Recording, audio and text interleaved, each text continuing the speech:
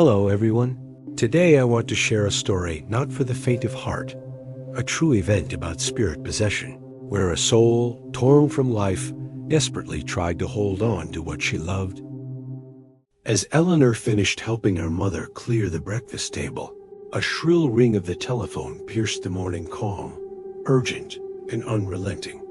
"Let me get it, Mother," Eleanor called out, stopping her mother as she rose to answer. "Hello. This is Eleanor speaking." Whatever was said on the other end caused Eleanor's hand to tremble, her face drained of color, eyes wide with dread. She hung up the phone, her movements slow, as if caught in a trance of horror and disbelief. Without a word to her mother, Eleanor bolted to her room. Moments later, she emerged, dressed in a dark coat, clutching her car keys with a feverish grip. As if summoned by some unseen force to a grim destination. Margaret, her mother, stared in confusion. "What's happened, dear? Why the rush? Won't you even eat with me?"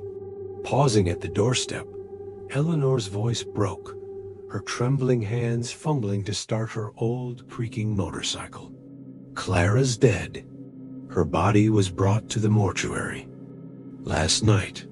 I have to go there now." "Oh, Mother, it's too cruel. I'm off. Goodbye." Margaret froze, stunned, as Eleanor's words hung in the air like a chilling fog.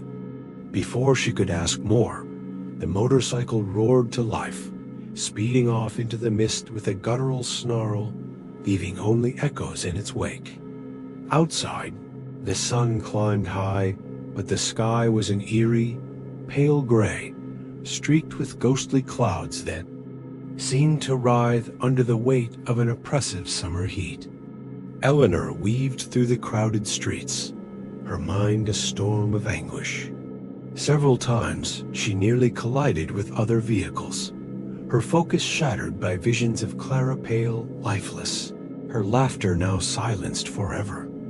The roads seemed to conspire against her, choked with endless traffic, as if the city itself sought to trap her in its suffocating grip. Eleanor's heart pounded like a drum, her only thought to reach her dearest friend, the one she'd loved like a sister, now stolen by some cruel, unseen hand. She half wished she could sprout wings and soar through the fog to Clara's side.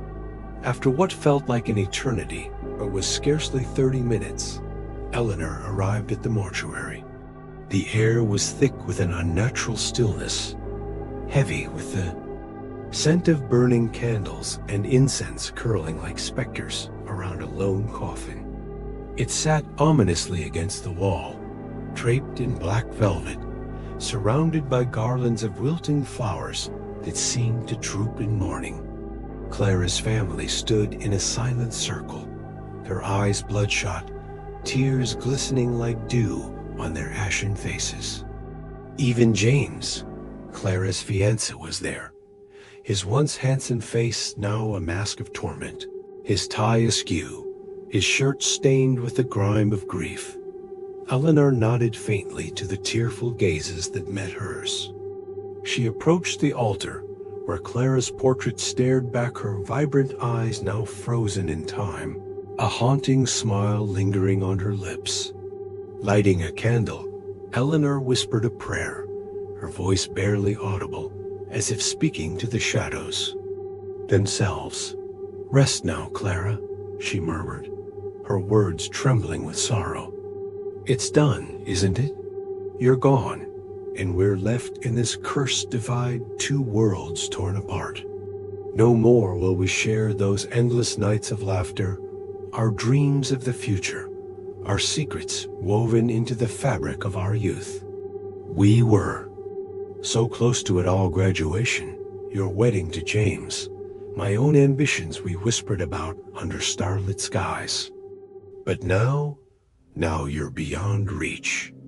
If your spirit lingers, know we'll carry your pain, your dreams, your everything. The living are doomed to bear the weight of this wretched world." Her voice broke, and Eleanor collapsed into sobs, her cries echoing through the mortuary like a banshee's wail. Tears streamed down her face unchecked as she mourned her friend, stolen by fate's cruel hand. She wept as if the world itself had ended, her body shaking until she could no longer stand. James, catching her collapse from the corner of his eye, rushed forward, his hands catching her frail form just as she crumpled. Clara's younger siblings hurried to help, guiding Eleanor to a row of cold iron chairs in the shadowed corridor, where she sat, gasping, trying to claw her way back from the abyss of grief.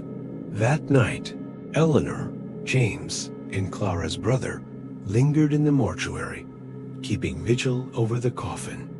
The flickering candlelight cast long, twisted shadows that seemed to dance with a life of their own, whispering secrets of the beyond.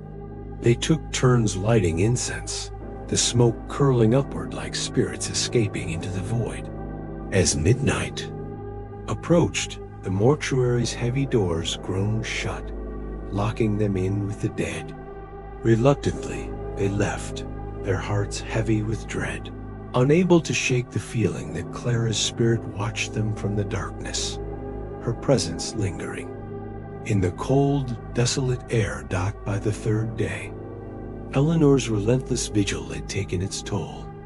Sleepless and barely eating, her strength waned, her once bright eyes now hollow, as if haunted by the specter of death itself. Clara's cousins had to half-carry her to the car, driving her back to her mother's care, where Margaret, a devout woman who had lived a life of quiet piety since her husband's death, tended to her daughter with a heavy heart. Margaret understood the bond between Eleanor and Clara, a friendship forged in the fires of youth, now shattered by tragedy. Clara had been a radiant soul, beautiful, clever, with a spirit that burned bright and a laugh that could chase away shadows. Her charm had captivated all who knew her, especially James, who had been enchanted by her luminous eyes and fierce independence. Born into wealth, Clara never relied on it, choosing instead to carve her own path, excelling in her studies and earning a scholarship to study abroad. She was on the cusp of greatness, her future a tapestry of promise, until the darkness claimed her. Throughout her years studying abroad, Clara remained unchanged, untouched by the allure of fleeting trends or the temptation to conform.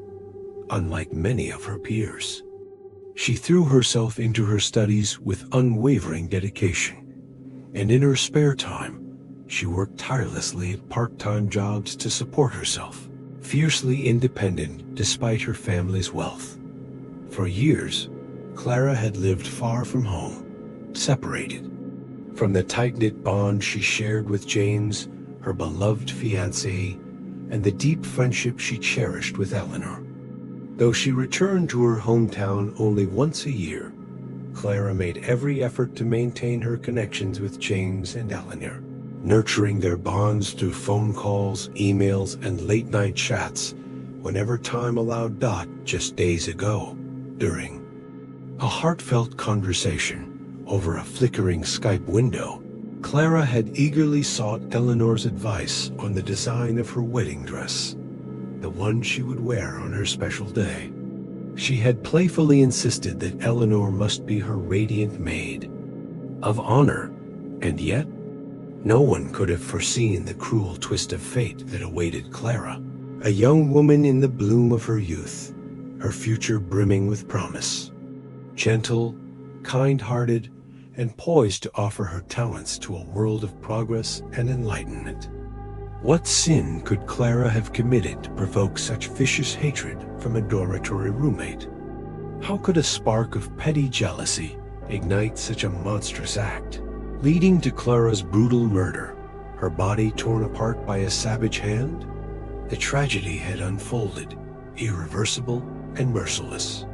The vibrant young woman, who should have been weaving dreams of love and a shared life with James, now lay motionless in a cold, desolate coffin, surrounded by the boundless grief of those she left behind.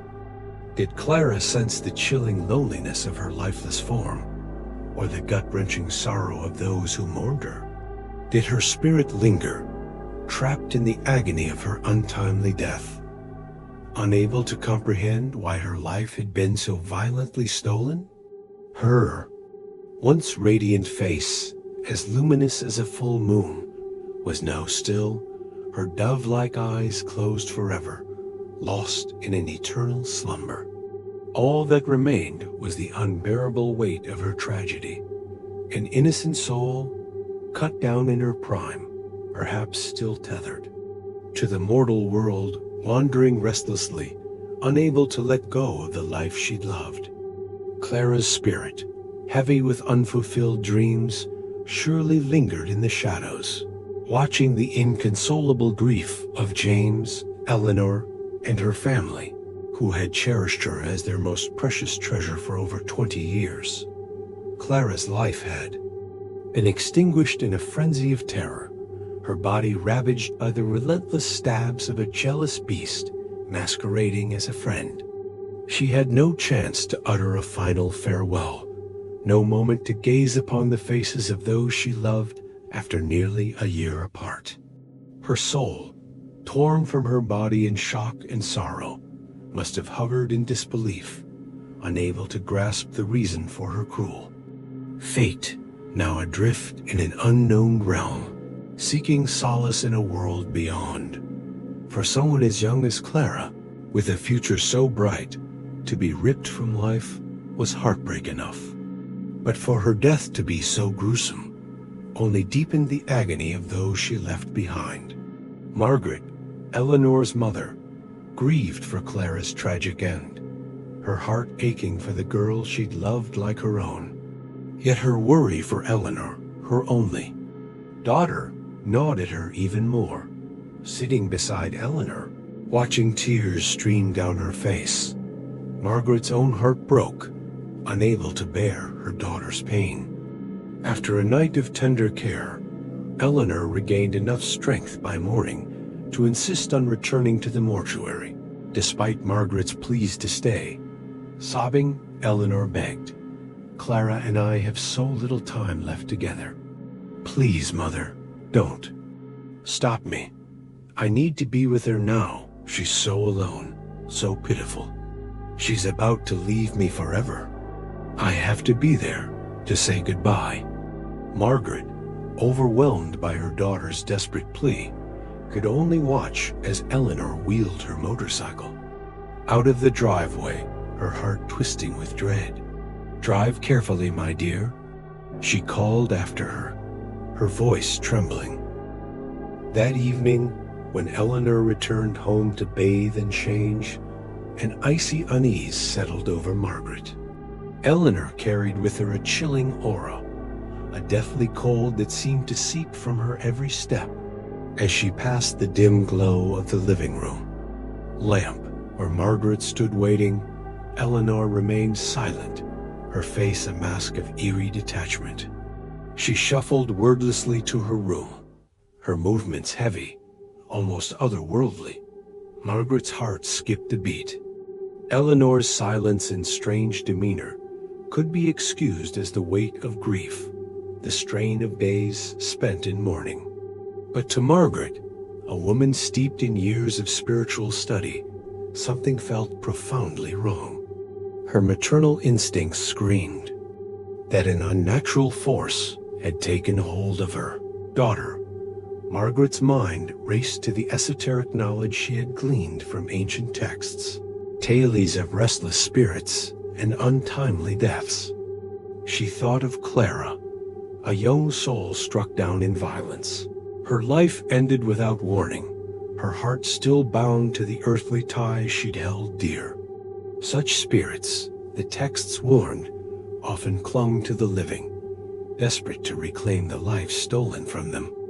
Their lingering presence could manifest in strange ways, seeking connection with those they loved, James, Eleanor, her family, yet finding only silence in return.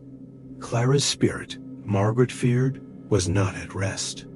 Trapped between worlds, it surely saw the mourners gathered around her lifeless body, their tears falling like rain. Perhaps Clara's soul, bewildered and anguished, whispered to itself in the dark, "Am I truly dead? What do I do now?" Clara's spirit writhed in torment, like a fish cast onto a scorching, desolate shore, gasping for a life it could no longer grasp. Deep within the wild, untamed essence of her soul, Clara felt an agony beyond measure. Countless times she screamed into the faces of her weeping loved ones, "I'm here. I'm right here. Please stop crying." But her cries echoed only in the void of her own existence. Unheard by the living dot in that moment, the crushing truth descended upon her. "I'm truly dead," she wailed. "Oh God, I'm truly dead." Margaret, though not present at the mortuary, could sense the spectral turmoil Clara's soul endured in the days following her horrific demise. Observing Eleanor's forlorn demeanor and the chilling aura that clung to her as she stepped through the door, Margaret's heart sank. She knew, with a mother's intuition, that Clara's restless spirit was rejecting its aimless wandering in the shadowed realm of the afterlife. Clara had seized the closest vessel for her soul, Eleanor's body. The realization struck Margaret like a bolt of ice. This was the desperate act of a spirit in transition, clinging to life through possession, driven by the weight of her unresolved karma. Clara could see everything: the house, the streets, James, her grieving family, Eleanor, even her own lifeless body. Yet the bitter truth haunted her. "I'm dead now. What can I do?" The weight of her sorrow pressed down, birthing a desperate thought. Why can't I have a body again? Why can't I return to those I love, to speak my final words, to fulfill the dreams I held so close but never realized? In her restless wandering, Clara's spirit sought a vessel to anchor her soul, a living form to express the words and deeds left unsaid. But alas, her once vibrant body, now cold and nearing decay, was no longer a viable refuge. She tried, time and again, to re-enter her own flesh, only to find it unyielding, a lifeless prison. It was as if she were trapped in the crevices of a chasm, crushed between immovable boulders. Clara was enduring the torment of a soul severed from life by a brutal, untimely death. She yearned for rebirth, for a chance to reclaim her existence. Yet, even if her wish were granted, it would only bring more sorrow. Clara, in her confusion, could not yet comprehend this. Her only desire was to fulfill the impulses of her fragmented self. And there, waiting, was the perfect vessel, Eleanor, her dearest friend. From that moment, Clara's spirit found refuge in Eleanor's body, merging with her in a fleeting act of possession. But even in achieving her desire, Clara could not escape her anguish. She felt adrift, lost in a liminal space, her emotions spiraling into longing or rebellion, threatening to disrupt the lives of those around her. Clara's soul had taken root in Eleanor, claiming a piece of her friend's existence. Margaret, sensing this unnatural union, tested her suspicions with quiet vigilance. She observed Eleanor's movements, her speech, her habits, searching for signs of the otherworldly. In the dim light of twilight, she focused on her daughter's face, half illuminated, half shrouded in shadow. There, in the darkened half, Margaret glimpsed Clara's visage, faint, spectral, but unmistakable. With the heightened perception honed by years of spiritual study, Margaret understood. One half of Eleanor's being remained her own, while the other was now guided by Clara's subtle influence. steering her friend's thoughts and actions. In ways unseen, Margaret knew she had to act swiftly to end this dual existence, to prevent Eleanor from becoming a hollow shell, her soul fractured and her will no longer her own. Retreating to her room, she dialed the number of a revered spiritual leader in the area, explaining the eerie truth she had uncovered. She also reached out to Clara's parents, close friends of many years, to share her discoveries and her plan to perform a ritual to guide Clara's soul to peace and to restore Eleanor's balance. After the calls, Margaret approached Eleanor's closed bedroom door, her heart heavy but resolute. She knocked softly. No response came. Gently, she pushed the door open and peered inside. Eleanor lay sleeping, her breathing steady, her face half buried in the pillow, serene as ever. Margaret's fears eased, if only for a moment. She left a note, as was her custom. "Don't stay out too late tonight, dear. It's cold, and I don't want you catching a chill." Eleanor awoke from a deep, dreamless sleep, her body shivering despite the warmth of the summer night. Her mother, Margaret, always locked the glass doors tightly for safety, yet an unnatural chill clung to Eleanor, seeping into her bones like a creeping frost. She pulled on a thick woolen sweater and shuffled to the kitchen, rummaging through the fridge. Settling at the table, she nibbled on a small pastry and drank a carton of milk her mother had left for her, the mundane act grounding her momentarily in the eerie quiet of the house. Without glancing at her phone, Eleanor dialed James's number. From memory, her voice trembling with urgency. "James, I need to see you, now." On the other end, James's voice was heavy with exhaustion. "Eleanor, is it urgent? I'm drained, but I don't want to leave Clara alone here. If it's important, why don't you come to the mortuary? We can be with her together." Eleanor ignored his words, her tone insistent. "Please, meet me at the Waiting Haven Cafe. Right now, it's important." She hung up before he could protest, certain that if she gave him a chance to speak, he'd refuse. By putting him in this position, she knew James wouldn't leave her waiting alone. Slipping back to her room, Eleanor grabbed her purse, moving silently to avoid waking her mother. She crept to her motorcycle, started the engine with a low rumble, and sped toward the cafe. Arriving 10 minutes early, Eleanor waited, her nerves taut. When James finally appeared, his face was haggard, his eyes shadowed with grief and irritation at being pulled away from Clara's side during such a mournful time. Eleanor barely noticed his discomfort. A radiant, almost unnatural smile spread across her face as she leapt up, throwing her arms around him before he could sit. Caught off guard, James froze as Eleanor pressed a fervent, almost desperate kiss to his lips.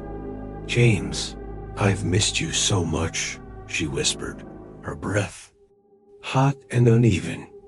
"Do you miss me? Do you?" James stumbled back, his eyes wide with shock. "Eleanor, what's wrong with you?" He stammered, his voice trembling with confusion not far from embarrassed. Eleanor laughed, a lilting, unsettling sound, and stepped closer, her hands reaching for him again. James, stunned by her brazen intimacy, raised a hand to stop her. "Eleanor, what are you doing? Have you forgotten Clara? We're about to lay her to rest forever. Don't you remember?" He invoked Clara's name deliberately, hoping to snap Eleanor back to the reality of their shared loss. But Eleanor's expression remained eerily serene, her eyes glinting with an unnatural intensity. "Oh, I remember," she said, her voice almost playful. But it's early yet, isn't it? There's time. Indulge me for a moment, James, and then I'll tell you everything. Promise? James took another step back, trying to maintain a safe distance as Eleanor advanced, her presence overwhelming, almost predatory. The air around her seemed to hum with an uncanny energy, as if something or someone else was guiding her actions, lurking just beneath the surface of her familiar face. James stood frozen, his mind reeling at the sight of Eleanor, the usually refined and composed friend of his beloved Clara, acting so strangely out of character. Her brazen behavior unnerved him, but in this moment, his heart was too heavy with grief, his thoughts consumed by Clara lying cold in the mortuary, awaiting her final journey into the earth at dawn. He had no time or energy to unravel Eleanor's bizarre actions. Desperate to end this unsettling encounter and return to Clara, James hardened his expression and spoke firmly. Eleanor, I don't know what's gotten into you today or what you're trying to do, but I can't accept this. You're disrespecting Clara's memory, her very soul. Eleanor's lips curled into a satisfied, almost otherworldly smile. James, don't you recognize me? Don't you see your Clara in me? I've borrowed Eleanor's body, my dearest friends, just to talk to you, to ease the aching longing of nearly a year apart. She paused, her voice breaking into a choked sob. In just over a week, I was supposed to return to you forever. We'd have our wedding, become husband and wife. But fate has torn me away, robbed me of everything I've dreamed of for so long. Her words sent a shiver of dread through James, his skin prickling as if the air itself had turned to ice. Despite his fear, he summoned the courage to test this uncanny presence claiming to be Clara. He asked questions only she could answer, intimate details of their love, secrets shared in whispers that even Eleanor could never know. Through Eleanor's form, Clara answered with chilling precision, her responses clear and unmistakable. She seemed to sense James's doubt, but showed no resentment, only a quiet patience. Then, as if slipping into old habits, Eleanor leaned into James's arms, resting her head on his shoulder, seeking the familiar comfort of his embrace. James, she murmured softly, her breath cold against his skin. Hold me tight. I'm so cold. Kiss me like you used to, please. As if entranced, James wrapped his arms around her, his lips meeting hers in a deep, passionate kiss, lost in a moment that felt both familiar and forbidden.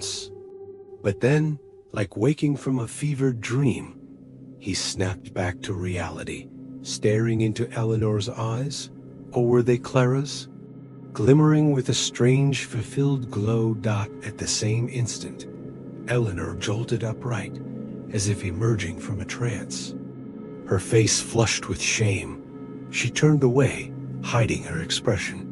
James, you've done something unforgivable, she whispered, her voice trembling. I wasn't myself.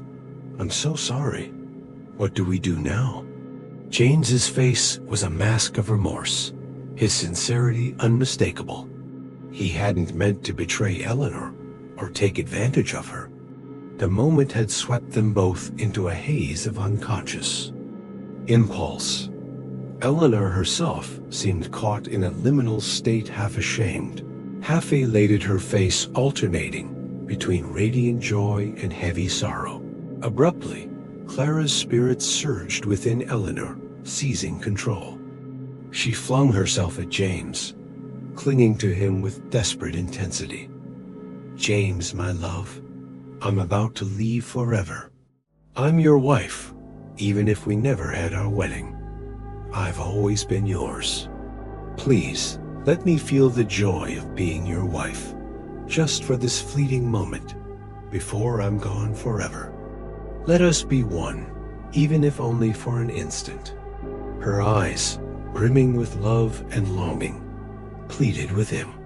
For a moment, James wavered, seeing Clara his fiancée, the woman he'd yearned for day and night before him. His heart ached to hold her, to give her what she asked, to live out their unfulfilled love. But as his hand brushed Eleanor's, a jarring sense of wrongness snapped him back. This was not Clara's body.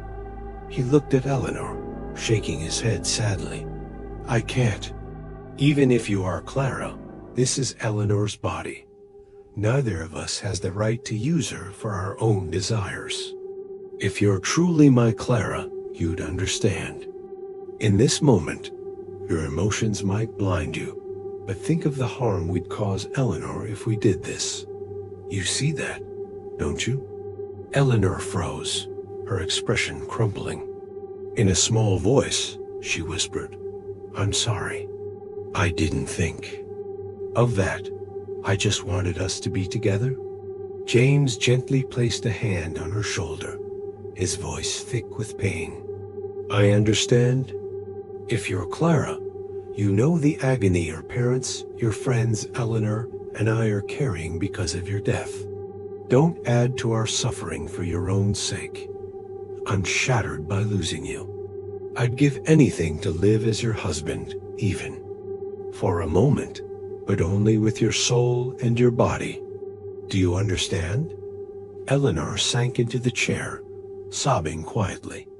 James sat beside her, resting a comforting hand on her shoulder. "We were meant to marry, but fate has torn us apart. It's the cruel destiny we've been given. Don't be sad. Let's say everything we need to now." Through tears, Eleanor, guided by Clara's spirit, poured out her longing, recounting the months of separation, the petty conflict with a fellow student that led to her brutal murder. James listened, tears streaming down his face, but his heart had grown steadier over the days. He'd told himself repeatedly that this was fate, inescapable and unchangeable. All they could do was accept it. James sat across from Eleanor, his heart torn apart by the surreal truth before him. The woman he loved, Clara, was somehow alive within the body of her dearest friend. The longing to hold her, to whisper the tender words he'd saved for her, burned within him, yet he was paralyzed by the impossibility of it all. His voice broke as he managed only a single, anguished sentence to Clara's spirit. "I'm heartbroken over your cruel, unjust death." Eleanor, inhabited by Clara, shook her head gently. "My death was tragic, James, but not unjust. My time was simply up, though the end was a bit too brutal, wasn't it?" Abruptly, Eleanor stood, her voice softening to a whisper. "Come, let's go back. They're waiting for us." As she spoke, her body swayed, nearly collapsing. James lunged forward, catching her just in time. When she steadied herself, Eleanor's eyes darted around, wide with confusion. "James, why are we here?" she asked, her voice trembling with disorientation. James frowned, startled. "You don't remember?" Eleanor blinked, bewildered. "Remember what?" "I was at the mortuary with Clara. How did I end up here?" James's expression darkened with sorrow. "You might not believe me, but just moments ago, Clara's spirit, she borrowed your body to speak with me. We're both so sorry, Eleanor. Please forgive us." Eleanor's eyes widened in shock. "What? Clara's spirit? Inside me?" "James, tell me what happened." He shook his head, exhaustion weighing heavily on him. "Not now, Eleanor. I'm too drained. Let's get back to the mortuary. We'll talk later." Eleanor opened her mouth to protest, but the sight of James's haggard, grief-stricken face silenced her. Swallowing her questions, she followed him back to the mortuary, where Clara's coffin lay waiting for her final rites. That night, James, Eleanor, and a few of Clara's family members kept vigil by her coffin, none willing to steal even a moment's rest. Eleanor, who usually shuddered at the thought of ghosts, felt no fear in the presence of her friend's body. At times, she longed to lift the coffin's lid, to gaze upon Clara's face one last time. But she knew it was impossible. Clara had died abroad, and the journey to bring her body home had taken days. After 2 more days in the mortuary, her body was likely already beginning to decay. The thought choked Eleanor with grief. She paced restlessly around the coffin, wiping down its edges, straightening a tilting candle. Sometimes she whispered softly, as if sharing secrets with her friend's silent form. James sat nearby, knees drawn up, his face gaunt and hollow. With exhaustion, a shadow of the man who had once dreamed of a life with Clara. The long night finally passed, and as the sun dipped below the horizon, the hour of eternal farewell drew near. The mortuary was filled with a somber gathering, the air thick with the chants of Buddhist monks and nuns, joined by 3 revered high priests invited to perform ceaseless rituals of prayer and supplication for Clara's soul, lying still within her coffin. Some whispered that they were also there to commune with the departed, guiding her spirit toward peace. When the ceremonies concluded, Clara's coffin was lifted onto the hearse, followed by a long procession of mourners, their eyes red and swollen, trailing behind to escort her to her final resting place. Eleanor walked among them, her steps unsteady, as if moving through a dream, her body no longer fully her own at times. An unseen force seemed to tug at her, urging her to turn back, to flee from the procession. Yet moments later, she surged forward, weaving through the crowd to draw close to James, her actions driven by an almost desperate need for intimacy. Each time, the monks gently blocked her path, their calm presence forcing her to retreat to the rear of the line. The afternoon had faded into a bleak, gray twilight, the sky heavy with a mournful stillness. Though no wind stirred, Eleanor felt an unnatural chill seeping into her bones, her body aching with a bone-deep weariness. She stumbled into the house as Margaret turned from the Buddhist altar, her mother's eyes shadowed with quiet concern. "You're back, dear? Is the funeral over?" Margaret asked softly, her voice tinged with unease. "Yes," Eleanor replied, avoiding her mother's gentle gaze. Margaret, unperturbed by her daughter's curtness, continued calmly, "You must be exhausted. Go wash up and eat something before you faint. I've set food out on the table." Eleanor nodded, her voice barely audible. "Thank you, Mother. I'll be out soon." She retreated to her room, took a quick shower, and returned to the dining area. Hesitating, she asked, "Mother, I heard Clara's family mention you wanted me home early. Is something wrong?" Margaret offered a faint smile. "No, dear. I was just worried you'd be out late, and you're not well. That's all. Oh, and starting today, the monks and the temple's chanting group will come daily to pray for Clara's soul until the 7th-day ceremony. Did you know? Clara's mother asked me to arrange it with the temple's abbot." Eleanor listened impassively, as if the rituals were merely routine. After all, such ceremonies were customary to guide the departed to the pure land. She nodded. "I saw the monks and nuns chanting today." Margaret inclined her head. "Yes, and it'll continue tomorrow and beyond until the 7th day is complete. But even after, The temple will keep praying for Clara. Have you forgotten how tragically she died? So suddenly and cruelly? Eleanor's face darkened, a shadow of sorrow crossing her features, as if she bore the weight of Clara's fate herself. She barely touched her food before muttering an excuse about exhaustion and asking Margaret to clear the table. Retreating to her room, she shut the door tightly behind her.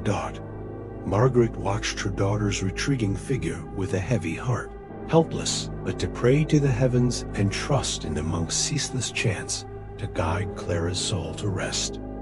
She couldn't bring herself to eat either, her appetite lost in worry. After cleaning up, she sat cross-legged before the Buddhist altar, her fingers tracing prayer beads, her lips murmuring sacred verses. Over an hour later, Margaret rose to check on Eleanor, but found her door locked, a stark departure from their usual openness. She stood before it, hesitating, her mind swirling with dread. She'd heard tales of spirits possessing the living, sometimes lingering so long that their departure left the host a hollow shell. Others, merely haunted rather than possessed, saw their lives unravel all the same. Eleanor, her gentle, innocent daughter, had done nothing to deserve such a fate. Clara was her dearest friend. Could her spirit truly bring such calamity upon her? Tears streamed down Margaret's weathered cheeks as she wept silently in the dark. Exhausted by her grief, she drifted into a fitful sleep, only to jolt awake. Past 1 in the morning, heart pounding, she hurried to Eleanor's room.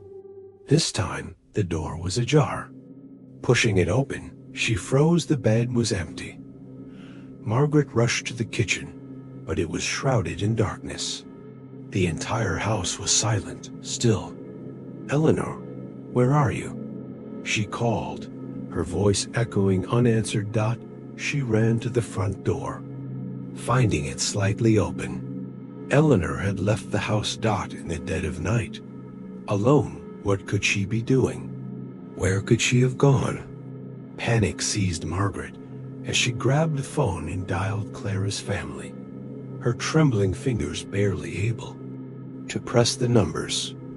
"Hello, who's this?" The voice on the other end, likely Clara's father, was thick with unease. A call in the dead of night rarely brought good news. Margaret's voice trembled. "I'm so sorry to call at this hour. It's Eleanor's mother. Eleanor. She's gone. I don't know where she is." "What?" Mr. Harper's voice sharpened, sleep banished by alarm. "Eleanor's missing? In the middle of the night?" "I don't know," Margaret choked out. "Please, could you check the places Clara used to go when she was alive?" Hearing the near sob in Margaret's voice, Mr. Harper softened, trying to reassure her. "Don't worry too much. We'll look for Eleanor right away. Stay by the phone. I'll call as soon as we have news." Mr. Harper hung up, and as he turned, Mrs. Harper emerged, hastily tying her hair back. "What's wrong? Who was that?" It was Margaret, Eleanor's mother. "Eleanor's gone missing in the night," Mr. Harper replied, his brow furrowed in thought. Mrs. Harper pressed a hand to her chest, gasping softly. "Oh, heavens. Could it be Clara hasn't let go?" The story of Clara's spirit possessing Eleanor had been shared by James and Margaret, and the Harpers, devout believers in the spiritual, had accepted it without question. They had entrusted Margaret, a long-time Buddhist devotee, to arrange for monks to perform rituals to guide Clara's soul. Now they felt a heavy responsibility for Eleanor's strange behavior, convinced it was Clara's spirit at work. "Can you think of anywhere Clara might have gone in the middle of the night?" Mr. Harper asked his wife. Mrs. Harper paused. Then her eyes lit up. "I know. Follow me." Grabbing his hand, She pulled him toward the front door, her urgency palpable.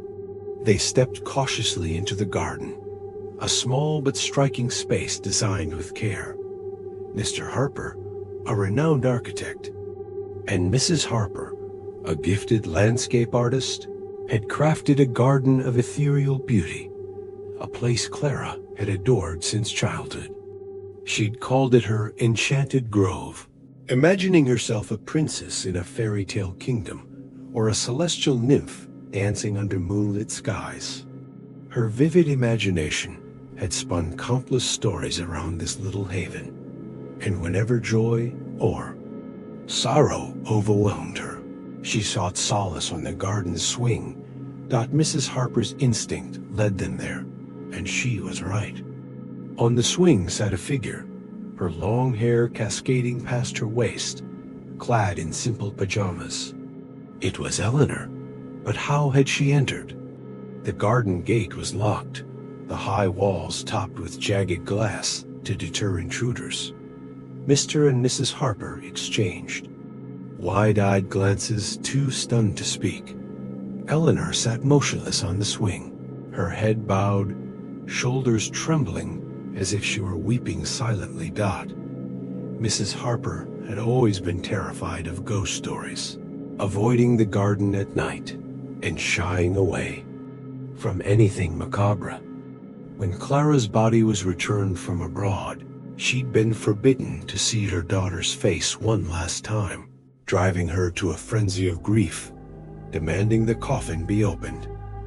During the funeral, fear had never touched her only sorrow. When James and Margaret spoke of Clara's spirit inhabiting Eleanor, Mrs. Harper had resisted the idea. She longed for Clara to appear before her, even as a specter, so she could see her daughter once more.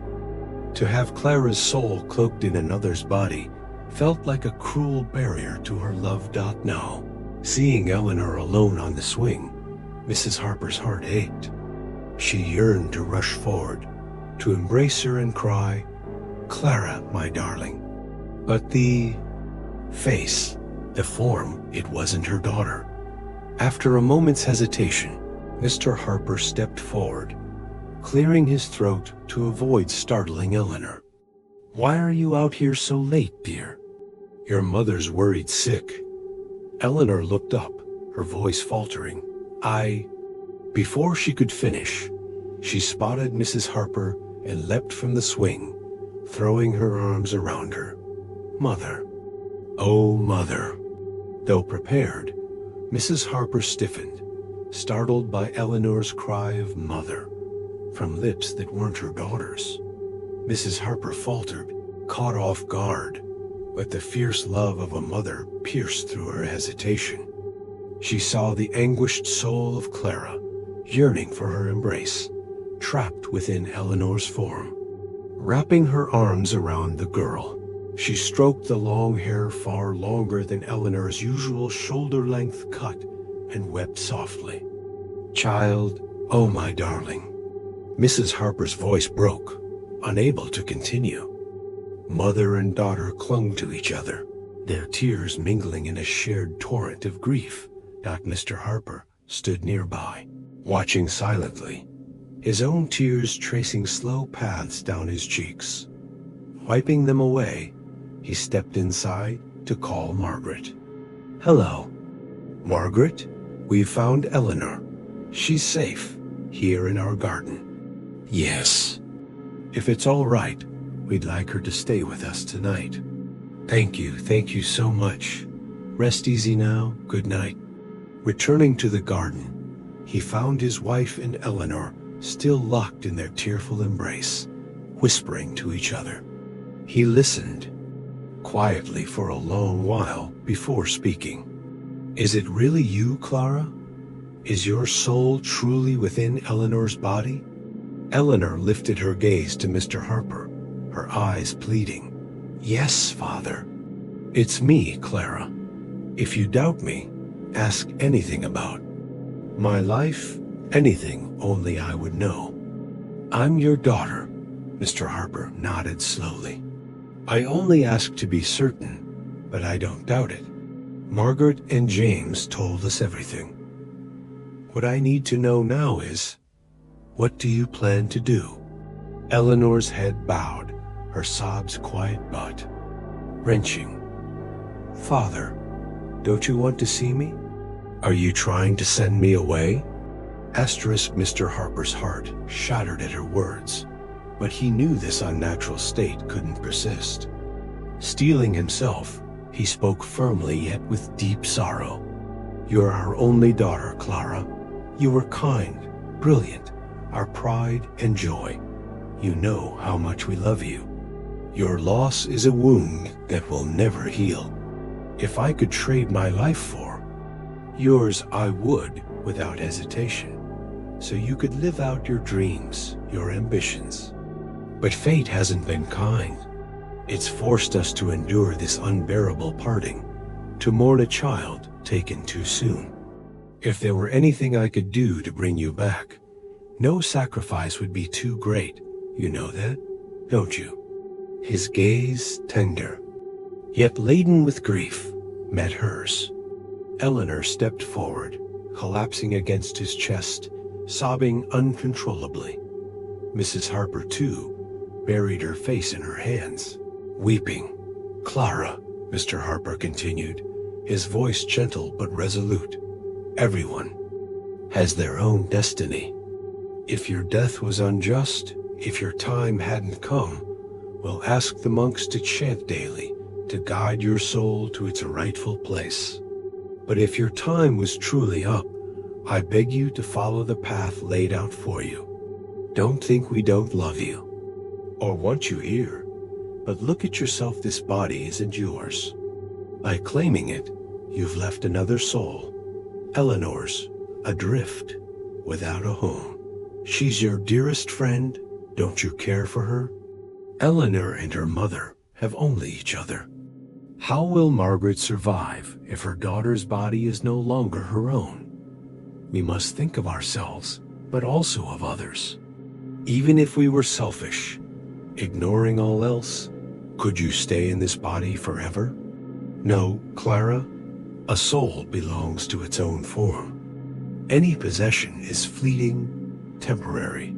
It can't bring you or us a normal, joyful life. Father, please, don't say any more. Eleanor sobbed, her voice breaking with desperation. James told me the same, but I can't accept it. I can't bear it. I have so much left undone, so many dreams. I just want to borrow Eleanor's body to finish them, and then I'll give it back, I swear.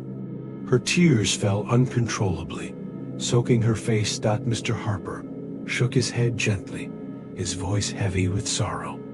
You're wrong, Clara. You can't achieve anything through another's body.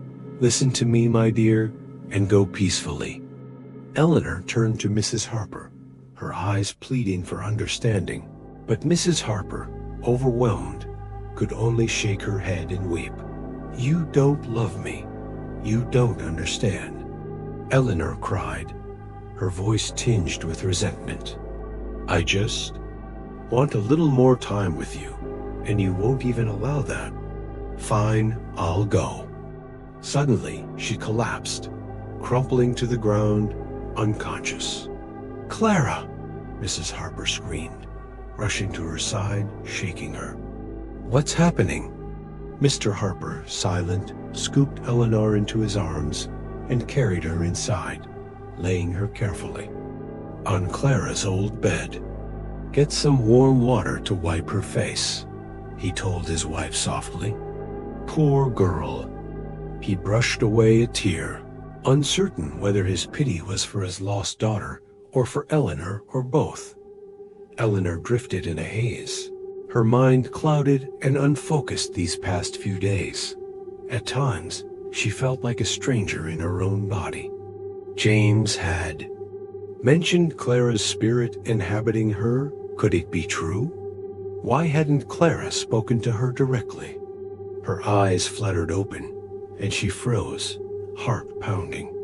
The room was unfamiliar, the surroundings alien. Sitting up, she scanned the space, disoriented.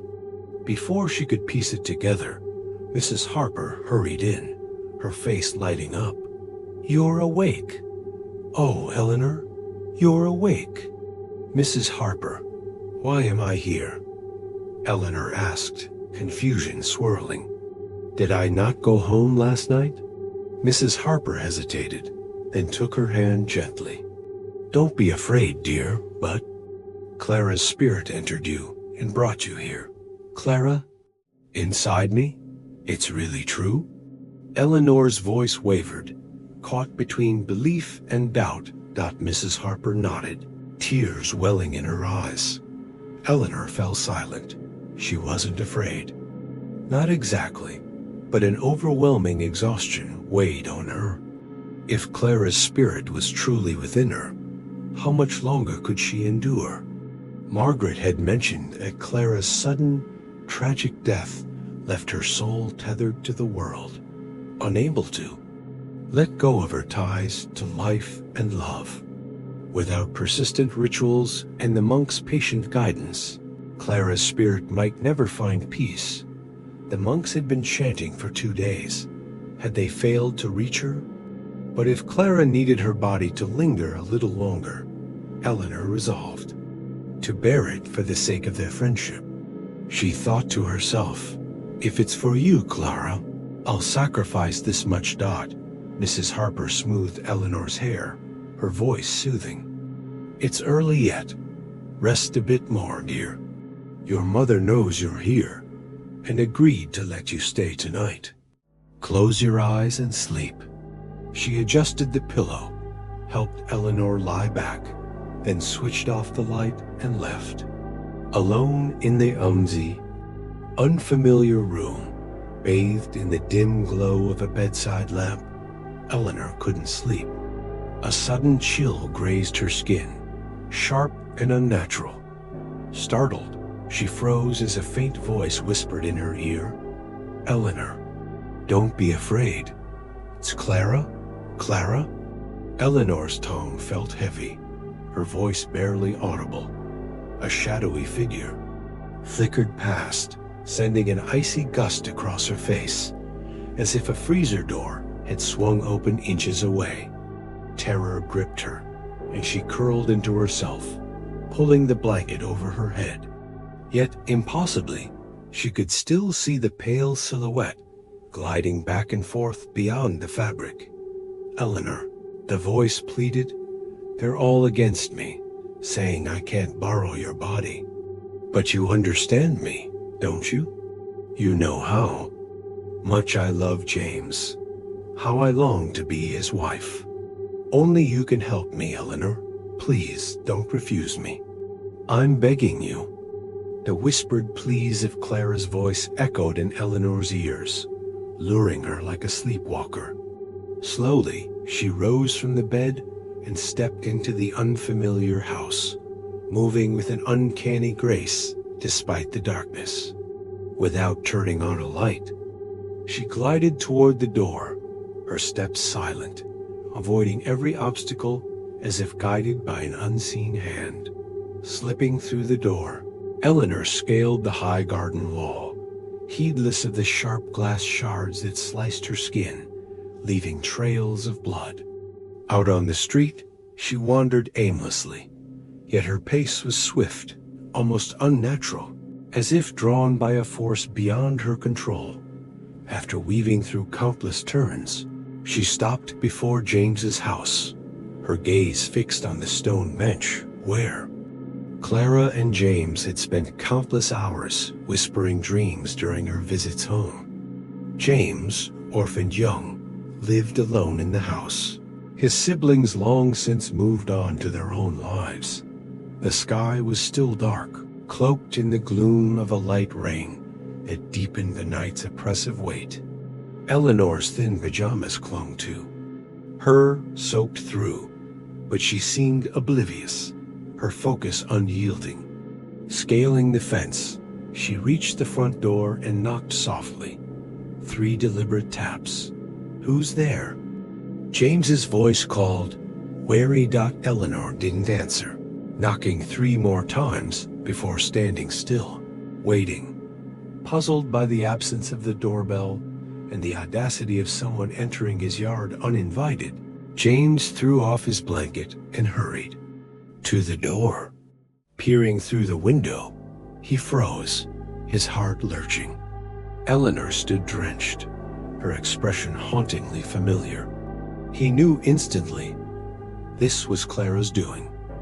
Torn between grief and confusion, James hesitated but couldn't leave her in the rain. Opening the door, he was met by Eleanor rushing into his arms, sobbing. Gently, he guided her inside, flicking on the light. "You're soaked," he said softly. "I don't have women's clothes, but take these for now." He handed her a set of his own clothes and showed her to the bathroom. Eleanor, silent, gazed at him with an eerie tenderness, obeying without protest. As she disappeared into the bathroom, James grabbed his phone, frantically calling Margaret, then the Harpers, urging them to come quickly. His fear wasn't for himself, but for Eleanor's reputation. Everyone knew he and Clara were engaged, with their wedding imminent. Eleanor was Clara's closest friend. If word spread that she was alone with him in his house so soon after Clara's funeral, the gossip could ruin her. For a man, such rumors might sting, but for Eleanor, they could be devastating. As he stalled, brewing tea and coffee, the Harpers received his call with alarm. Feeling responsible for Eleanor's state, they phoned Margaret, urging her to prepare as they rushed to pick her up. Margaret, trembling, clutched her prayer beads, dropping them repeatedly in her panic.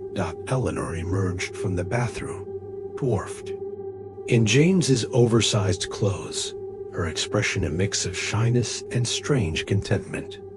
"Drink this tea to warm up," James offered, pouring a steaming cup. Eleanor took it, her hands cradling the warmth, her eyes locked on him with unsettling intensity. Suddenly, she set the cup down, her voice clear and deliberate. "James, I didn't come for tea. I want us to be husband and wife, to have no regrets when I leave this world. My time is running out. Please understand how much I love you. I can't let go." James steadied himself, placing his hands gently on her shoulders. "I know your love for me, and you know how deeply I love you. But I've told you before, I can't be with you in someone else's body, especially not Eleanor's, our dear friend. If we acted on our feelings, Eleanor would hate us. She might be so ashamed she'd take her own life. We have no right to do this. And even if we did, it wouldn't be you, not truly. It would be a betrayal. I don't care." Eleanor sobbed, collapsing into tears. Just then, the roar of motorcycles sounded outside. James grabbed his keys and rushed to open the gate, ushering in the Harpers and Margaret. But as they entered, Eleanor was gone. James searched the house, frantically calling her name, but found no trace. Margaret and Mrs. Harper wept, while Mr. Harper and James exchanged worried glances. "Stay here with Margaret," Mr. Harper told his wife. "James and I will search outside." Mrs. Harper, stifling her sobs, supported Margaret as she sank into a chair. James handed Mr. Harper a raincoat, then plunged into the worsening storm without one, the rain pelting his face. Together, they scoured the streets around the house, but Eleanor had vanished into the night. The rain began to ease, and dawn broke, casting a pale light over the neighborhood. Curious neighbors, noticing the frantic activity outside James's house, Mr. Harper and James soaked and searching, women's cries echoing from within, whispered among themselves, but dared not ask or offer comfort. only speculating in hushed tones. Certain Eleanor was no longer nearby, Mr. Harper instructed James to take Margaret back to her house, hoping Eleanor might have returned there, while he and Mrs. Harper would check their own home. Whoever finds her first, call immediately. He urged out all day, the Harpers, Margaret, and James scoured the city, visiting every place Eleanor or Clara might have gone, contacting their friends, but no one had seen Eleanor. Margaret, overwhelmed with grief and exhaustion, collapsed under the weight of her fear. Guiding her to a nearby temple, she knelt before the Buddha's statue, praying fervently, her beads slipping through trembling fingers. Meanwhile, at the Harpers' home, the monks continued their relentless chanting for Clara's soul, but Eleanor remained missing, her whereabouts a chilling mystery. Dread consumed them all. What if, in her possessed state, Eleanor wandered into traffic, fell into a river, or crossed paths with unsavory strangers who, seeing her beauty and strange attire, might prey upon her? Margaret's heart was crushed by these terrors, her breath catching in her throat. Late in the afternoon, a senior monk, finishing a round of chants, turned to Mrs. Harper. "Go to Clara's grave. You'll find Eleanor there." Mrs. Harper's heart leapt, and she urged James and her husband to hurry to the cemetery. They realized their mistake searching everywhere, but the one place tied to Clara's spirit. Margaret insisted on joining, but the Harpers and monks persuaded her to stay, her anxiety burning like fire as she waited. The Harpers and James raced to the cemetery, their eyes scanning the grounds as they approached Clara's freshly built grave, still reeking of mortar. There, curled up beside it, was Eleanor, a pitiful sight. James's oversized clothes were caked in mud, her hair and face smeared with dirt. No one could fathom where she'd been, or what she'd done since the previous night at Mr. Harper's. Grief turned to anger. While Mrs. Harper and James tended to Eleanor, he stood before Clara's grave, his voice low and sharp. "Clara, you are my pride, my brilliant, kind daughter. I've always been so proud of you, but today you've disappointed me. Look at Eleanor, your dearest friend. Would you grieve if someone else reduced her to this? Then why have you done this to her? Your mother, Margaret, James were all suffering. Margaret nearly collapsed today. If anything happens to her, you'd be responsible. Why have you become this way, Clara? Don't you want to leave behind a beautiful memory? If you don't listen this time, I won't consider you my daughter anymore." Tears streamed down his face as he spoke, his voice breaking with pain. Eleanor stirred, her face pale and hollow, her eyes wide with realization. She understood what had happened, her mind still clouded but clearing. The sky darkened, heavy clouds rolling in. No one sought shelter. There was none in the vast, desolate cemetery. James helped Eleanor sit up, propping her against a nearby tombstone to shield her from the wind and rain. The Harpers huddled together, their faces etched with fear and tension. They all shared the same unspoken thought. This sudden storm was no ordinary rain. It was tied to Clara. Lightning tore through the sky, jagged bolts threatening to shatter it. Thunder roared, shaking the earth. Then, a blinding flash struck near them, hurling everyone backward. For a few moments, they lay unconscious, sprawled across the ground. When they awoke, the sky had cleared, but a horrifying sight greeted them. Clara's grave was split open, a jagged crack cleaving the stone in two. Mrs. Harper collapsed onto the grave, wailing, "Oh, my child, what sin did you commit to die so cruelly? and now even your grave is desecrated. Heaven, if I've sinned, strike me instead, spare my daughter." She thrashed and screamed, lost in grief, until Mr. Harper and James pulled her back, preventing her from harming herself. Eleanor, now fully herself, watched in silence. Understanding the moment, she approached Mrs. Harper wordlessly, wrapping her arms around her. Instantly, Mrs. Harper calmed, and the two clung to each other, sobbing. Mr. Harper and James turned away, wiping their own tears. When they finally returned home, Margaret enveloped Eleanor in a tearful embrace, her sobs silent but wrenching. Mrs. Harper, drained, collapsed in the middle of the house, her shoulders shaking soundlessly. The eldest monk approached, his voice calm but firm. "Do not grieve too deeply. The ways of the heavens are often beyond our understanding, but rest assured Clara's soul is at peace now." Mrs. Harper leapt to her feet, her voice trembling with anguish. "No, no. How can my daughter be at peace when—" The elderly monk gently interrupted, his tone calm but resolute. "I know, I understand. The crack in her grave wasn't a punishment from the heavens, as you fear. It was her liberation. Clara's soul, entangled in worldly attachments, broke free. She tore through her own tomb to ascend, to escape the cycle of human longing. This is a good omen. Her spirit is at peace now. Please, all of you, find comfort in this." The group stared, mouths agape, at the monk's words. No one had mentioned the cracked grave since returning, yet he spoke with uncanny certainty.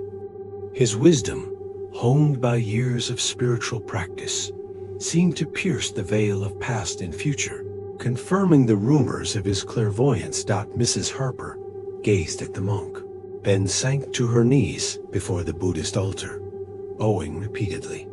Mr. Harper, who had never knelt in worship, joined her, followed by Margaret, Eleanor, and James. The scent of sandalwood incense filled the air, and the monk's rhythmic chants washed over them, easing the burdens of grief and fear from their hearts. After that day, Eleanor returned to her normal life, though her vitality hadn't fully recovered.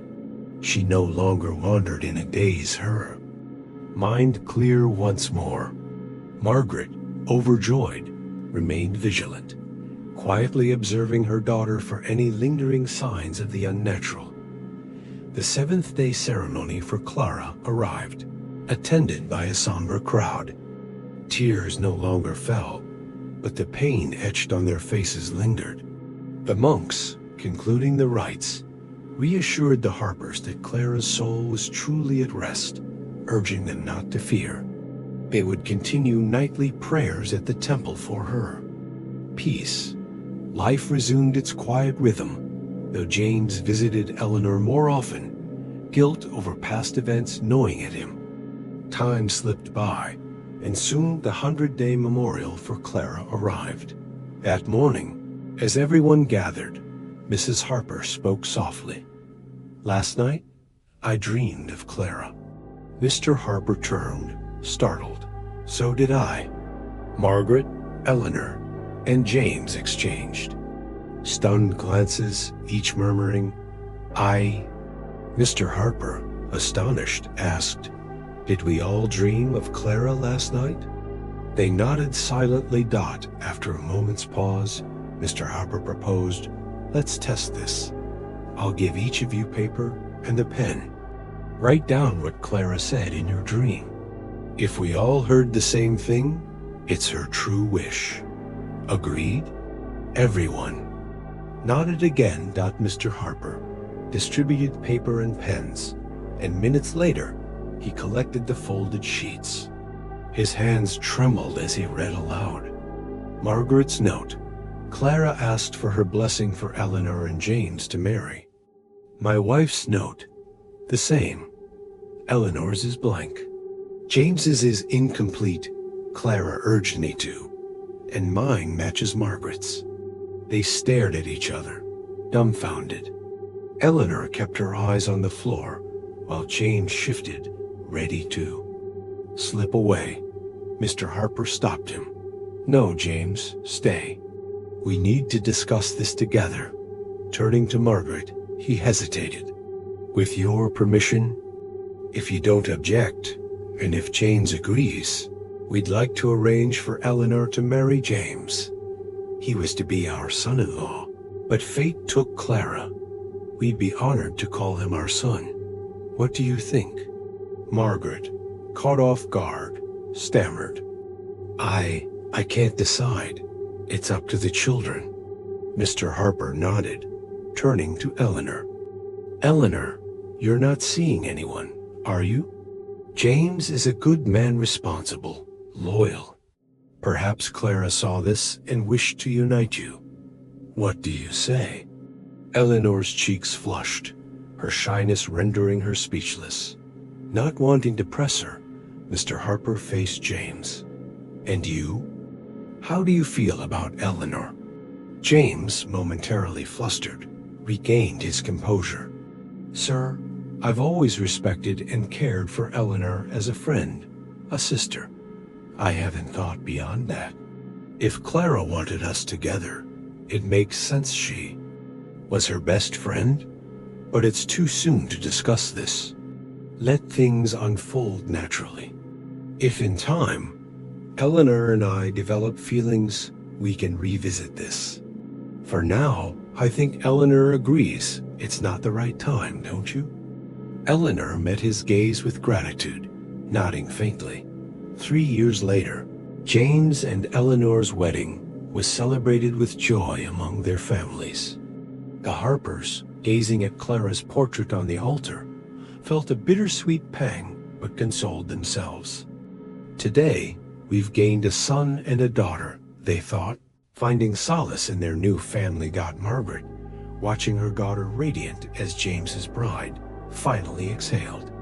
"If I were to die now, I'd go in peace," she whispered to herself. Certain Eleanor's life with James would be one of happiness. The years passed, and Margaret and the Harpers lived long, their hair turning silver. As their 2 grandchildren, a boy and a girl, played in the enchanted grove, the 3 elders watched with bright smiles, their family united in harmony and love.